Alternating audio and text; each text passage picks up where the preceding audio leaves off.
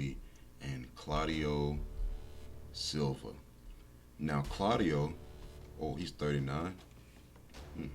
Well, look, I was looking at some of his fights, and he actually beat Leon Edwards back in the day. Granted, that was about 8 years ago, but still, that win has aged beautifully because Leon is fighting for the title next month. So that's definitely a feather in his cap. At the moment, he has lost 2 in a row. He lost to James Krause. He did get beat by Court McGee, and Court really kind of ran over him. It was competitive for a minute, and Claudio had his moments where he was going for takedowns and things, but overall, Court just dominated him in the grappling department. It was actually, it was kind of brutal. At one point, I felt like you almost could have stopped. The thing is, Claudio starts to fade a little bit over time because he loads up on these big punches, these big kicks, and he wings them, and often he's missing with those punches. If you're going to land punches, you got to set it up with the jab.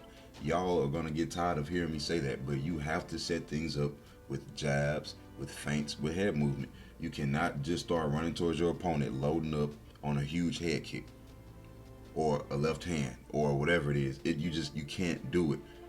So, you get tired when you miss a lot of punches. And a lot of his big strikes, they're only thrown so he can set up the grappling. Now, he is dangerous on the ground. He is. If you don't take him serious on the ground, he will submit you. He has many submissions on his record. He's got 14 wins, 9 of which he's tapped people out. So you got to be careful there. On the other end, I don't think he has to worry too much in this fight about losing the way he did against Court McGee because he's fighting Nicolas Dalby, who's 19-4. He's on his second stint in the UFC, which hasn't been bad. He lost to Tim Means. He actually beat Daniel Rodriguez. I didn't think he won that fight. I watched it live. Before that, he got beat by Jesse Ronson fairly quickly. I mean, they were on the feet and things were kind of going back and forth a little bit. You could even say Nicolas was a little bit more active. Then he got dropped. Jesse ended up subbing him. And it was over kind of fast. Now, the thing is, Nicolas is not especially dangerous in any particular area. He's just not. At this point, you don't have to overly be concerned about getting knocked out. You don't have to overly be concerned about getting submitted. You just need to make sure your cardio can go for 3 rounds.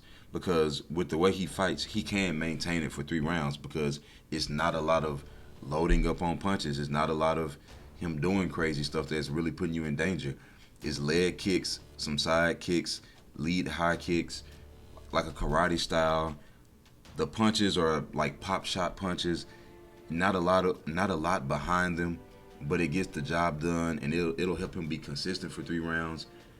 Now, that might play a factor in this fight because Claudio definitely slows down. This is a 50-50 fight. Claudio has some clear weaknesses that seem to plague him, and Nicolas has some clear weaknesses which seem to plague him.